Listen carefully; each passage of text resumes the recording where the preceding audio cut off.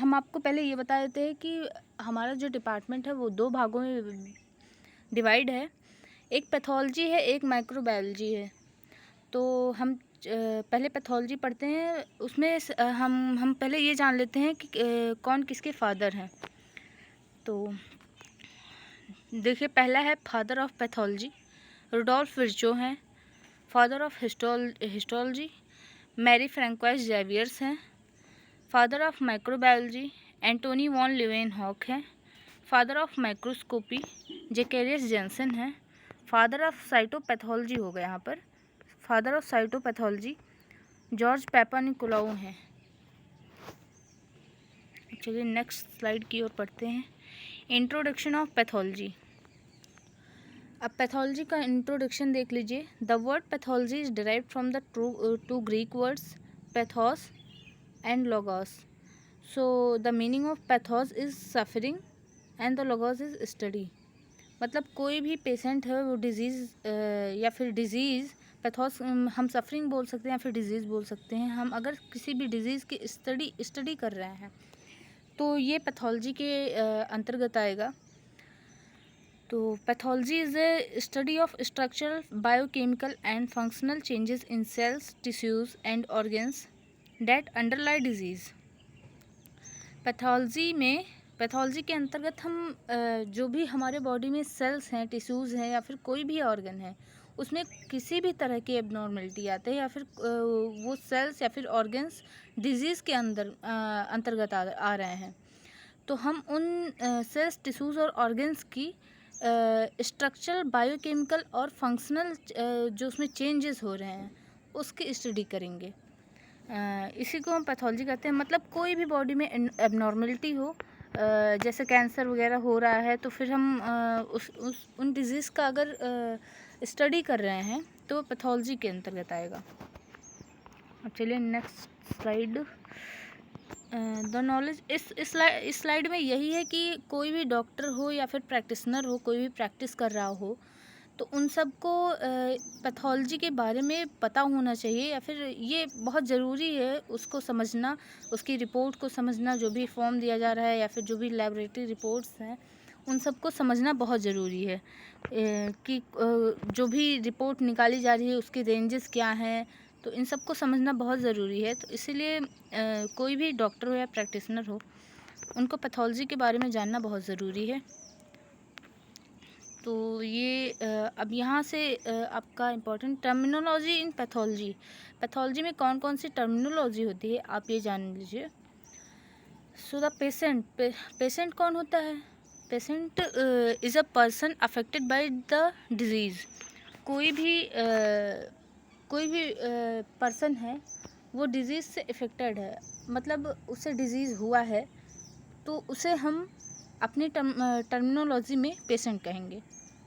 Lessons क्या है? Is the characteristic changes in tissues and sales.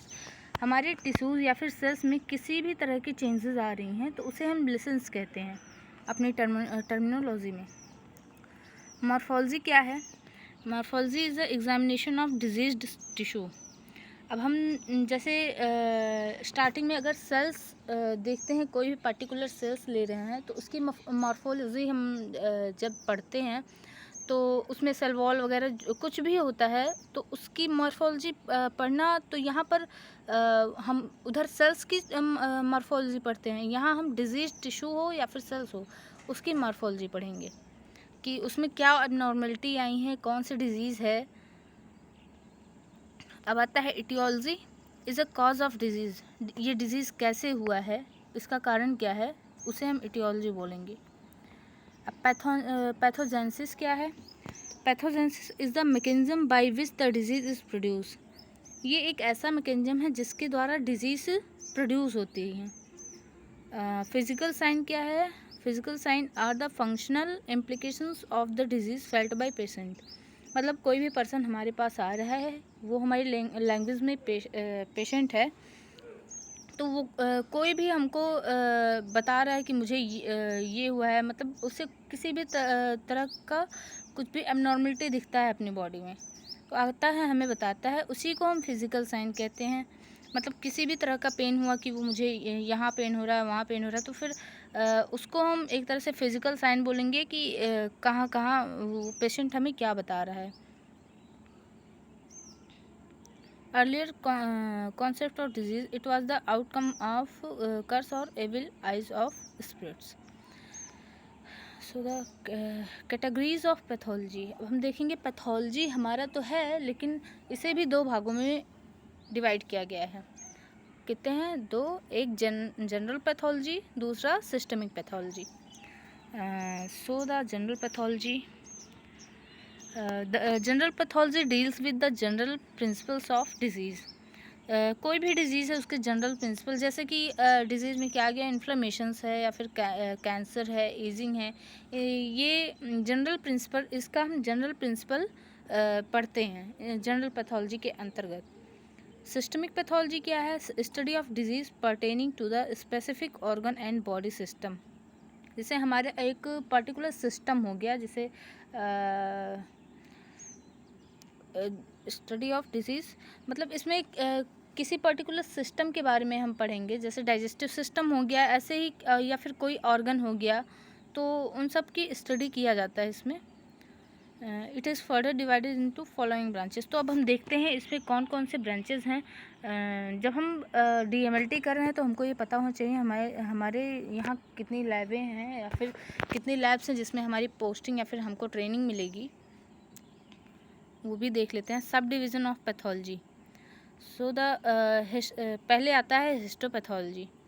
Histopathology में क्या होता है? कोई भी टिश्यूज़ में या फिर एबनॉर्मल टिश्यूज़ आता है, या फिर हम देखते हैं कैंसरस हो या फिर कहीं भी गांठें हों, उन सब की टिश्यूज़ आती हैं, तो उसकी ग्रॉसिंग होगी। ग्रॉसिंग को ही हम माइक्रोस्कोपिक एग्जामिनेशन बोलेंगे। माइक्रोस्कोपिक एग्जामिनेशन होता है और हिस्टोलॉजिकल प्रोसीजर होता है। हिस्टोलॉजिकल प्रोसीजर के अंतर्गत ये 7 स्टेप आते हैं। उसमें होता है fixation, dehydration, clearing, impregnation, embedding and blocking, section cutting, routine staining. Staining क्या है? कोई भी स्लाइड हम अगर बना ले रहे हैं तो उसमें रूटीन स्टेनिंग क्या होता है? एक डाई का वर्क करता है, मतलब कोई भी सेल्स हैं उनको जो है डाई कर देता है, तो वो हमें माइक्रोस्कोप में देखने में इजी होता है।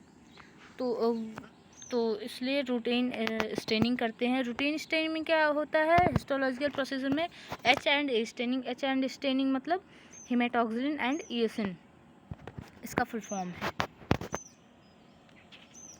अब देखते हैं साइटोपैथोलॉजी। साइटोपैथोलॉजी मीन्स इसमें क्या होता है? Exfoliative cytology.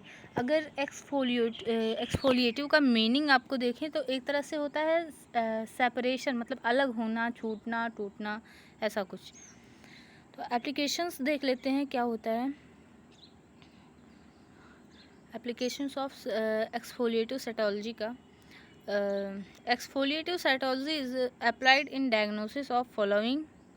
इसमें क्या आता है? फीमेल जेनाइटल ट्रैक्ट में कोई भी उसमें एबनॉर्मलिटी आई है, जैसे सर्विक्स से हम सर्विक्स कैंसर किसी को हो जाता है, तो वहाँ से हम सैंपल लेते हैं। तो और फिर रेस्पिरेटरी ट्रैक्ट एक्सफोलिएटिव, जैसे कि कोई भी रेस्पिरेटरी ट्रैक्ट में अगर कोई भी सेल्स अगर छूट के गिर गए हैं, उसमें कुछ हमको मिल रहा है कि इसमें कोई भी एबनॉर्मलिटी दिख रही है, तो उसी का टेस्ट करेंगे। तो रेस्पिरेटरी ट्रैक्ट से उसे उसमें देखेंगे। गैस्ट्रो इंटेस्टाइनल ट्रैक्ट से, यूरिनरी ट्रैक्ट में, बॉडी फ्लूइड्स। हाँ, मेनली इसमें क्या होता है? हम फ्लूइड्स की स्टडी करते हैं, जैसे प्लूरल हो गया, पेरिटोनियल फ्लूइड हो गया, पेरिकार्डियल फ्लूइड हो गया, CSF हो गया, सीमेन फ्लूइड, इन सब की स्टडी मेनली होती है। Buccal smear of sex chromatin की स्टडी होएगी।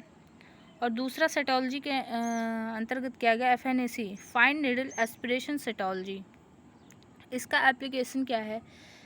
FNAC is applied for diagnosis of palpable as well as non palpable lesions. इसमें क्या हो गया? पाल्पेबल मतलब जिसे हम महसूस कर सके, छू सकें, उसे पाल्पेबल बोलेंगे, और नॉन पाल्पेबल जिसे हम महसूस नहीं कर सकते या फिर जिसे हम छू नहीं सकते। जैसे पाल्पेबल मतलब हमारे शरीर पर किसी भी बॉडी में कहीं भी किसी भी तरह की हमें गांठें दिख रही हैं, उसे हम छू के डॉक्टर को बता सकते हैं, सर मुझे यहाँ पर गांठें हुई हैं, तो उसे हम पाल्पेबल बोलेंगे। जैसे ये ए है पाल्पेबल मास लेजन्स इन, हमें कहाँ दिखेगा? लिम्फ नोड्स में। लिम्फ नोड्स क्या है? कहीं भी लिम्फ नोड्स वही है जो गांठें दिखती हैं हमें, कहीं भी हम उसे छू भी सकते हैं, तो मतलब वो हमें महसूस हो सकता है।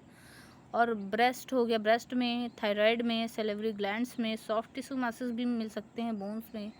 इन सब को हम क्या महसूस कर सकते हैं, बता सकते हैं कि हाँ यहाँ पर मुझे कुछ हुआ है, कुछ गांठें पड़ी हैं, कुछ भी कोई भी एबनॉर्मलिटी दिख रही है, तो हम उसे डॉक्टर को दिखाते हैं। नॉन पाल्पेबल में क्या आएगा? एब्डोमिनल कैविटी में किसी भी तरह के लेशंस दिखते हैं, मास लेशंस, या फिर थोरेसिस कैविटी में, रेट्रोपेरिटोनियम कैविटी में दिखता है, उसे हम डॉक्टर को बताते हैं।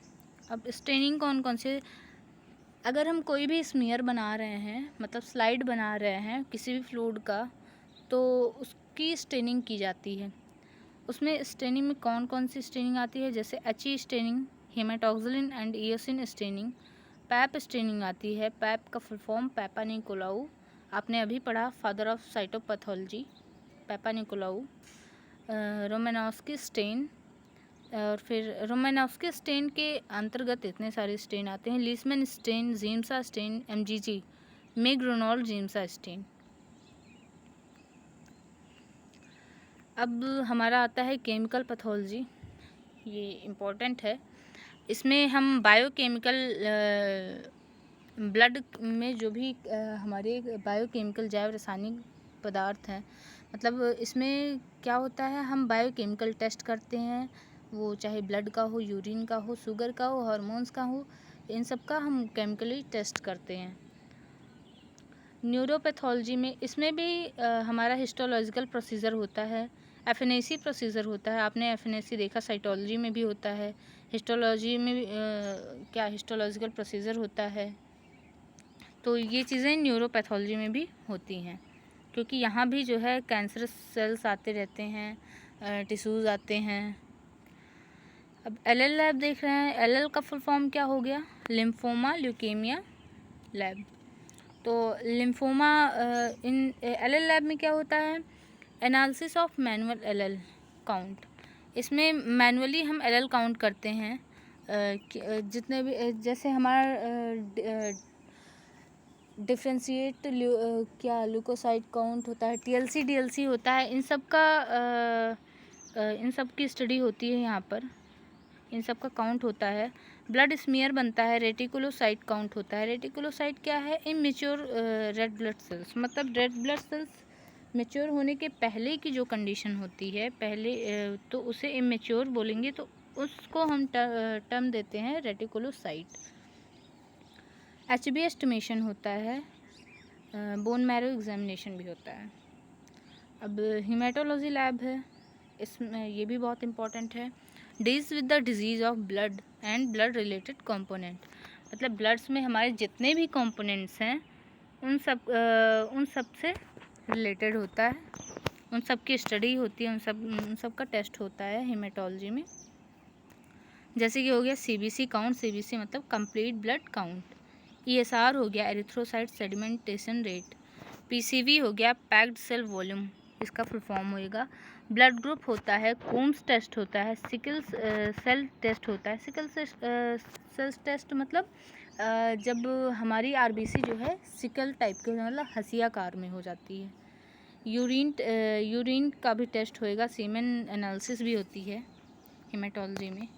अब देखते हैं कोगुलेशन लैब। कोगुलेशन लैब मतलब हमारे ब्लड में कोगुलेशन कितने टाइम पर होता है, मतलब कोगुलेशन की स्टडी की जाती है। इसके अंतर्गत कितने क्या क्या पैनल है इसके? पीटी मतलब prothrombin time test, APTT activated partial thromboplastin time test, और पीटीटी के मतलब partial thromboplastin time with kaolin. ये सारे कोगुलेशन लैब के पैनल हैं।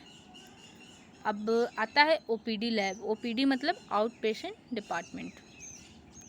इसमें क्या होता है, इसमें ब्लड सैंपल कलेक्शन होता है। इसमें सभी तरह के, जैसे मेल, फीमेल्स, चिल्ड्रन, इन्फेंट्स, सबका ब्लड कलेक्शन होएगा। इसमें बायोकेमिस्ट्री टेस्ट भी होएगा और माइक्रोबायोलॉजी टेस्ट भी होता है ओपीडी लैब में। अब यहाँ ट्रॉमा सेंटर लैब है। ट्रॉमा सेंटर लैब में बायोकेमिस्ट्री टेस्ट और viral marker by rapid kit test होता है। मतलब इसमें ट्रॉमा में क्या होता है, जितने भी इमरजेंसी केसेस होते हैं उन सभी के टेस्ट होते हैं यहाँ पर। ब्लड बैंक आ गया। ब्लड इसमें जो है कहाँ कहाँ हमें ट्रेनिंग मिलती है ये हम देखेंगे। पहला हो गया blood collection in donation area. मतलब डोनेशन एरिया जहाँ पर कोई भी पेशेंट डोनेट करने आया है ब्लड को, वो एरिया हमारा डोनेशन एरिया हो जाता है। कंपोनेंट सेपरेशन मतलब कंपोनेंट क्या, हमारे ब्लड में जो कंपोनेंट है, जैसे प्लाज्मा सेपरेशन होता है, वो वहाँ पर हम ट्रेनिंग लेते हैं। क्रॉस मैचिंग होता है, मतलब कोई भी ब्लड लेने आया है हमसे तो उसकी क्रॉस मैचिंग करा के तब हम उसे ब्लड देते हैं। तो क्रॉस मैचिंग बहुत इंपॉर्टेंट होता है। अब टीटीआई हो गया। टीटीआई का फुल फॉर्म क्या हो गया, ट्रांसमिटेड ट्रांसफ्यूज़न इन्फेक्शन।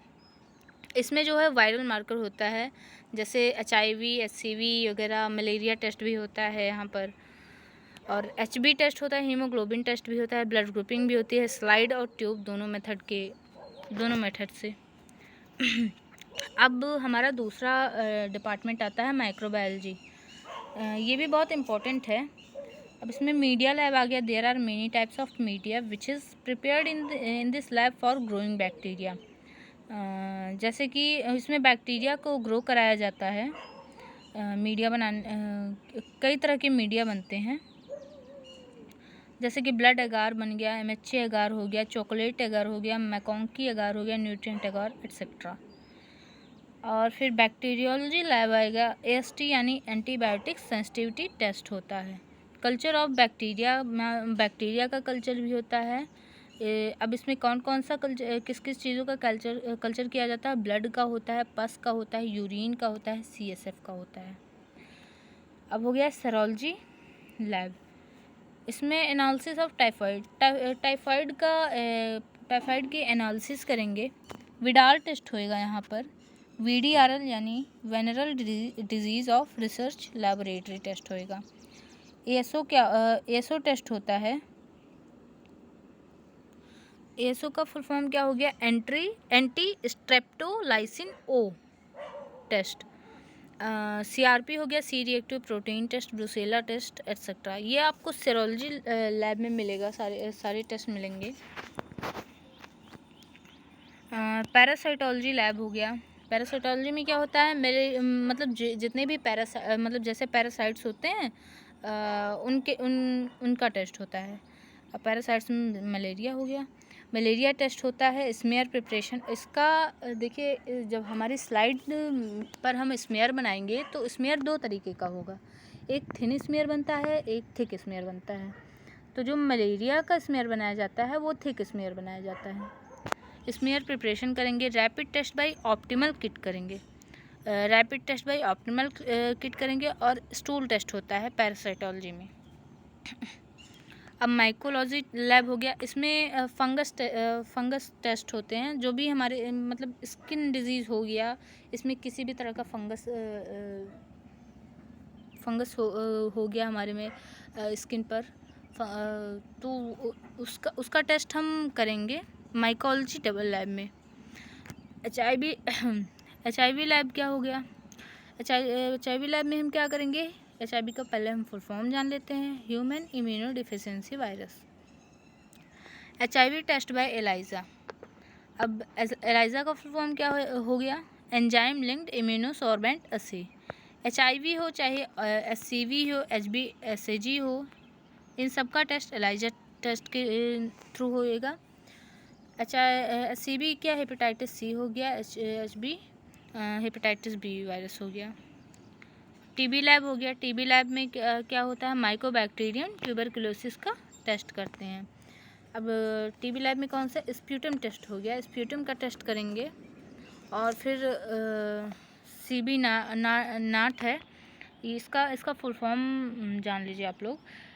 इसका cartridge based nucleic acid amplification test होएगा।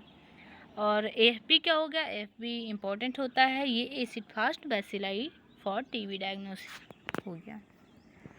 सो ये चीज़ें आपको जाननी बहुत ज़रूरी थी। तो thank you to all of you.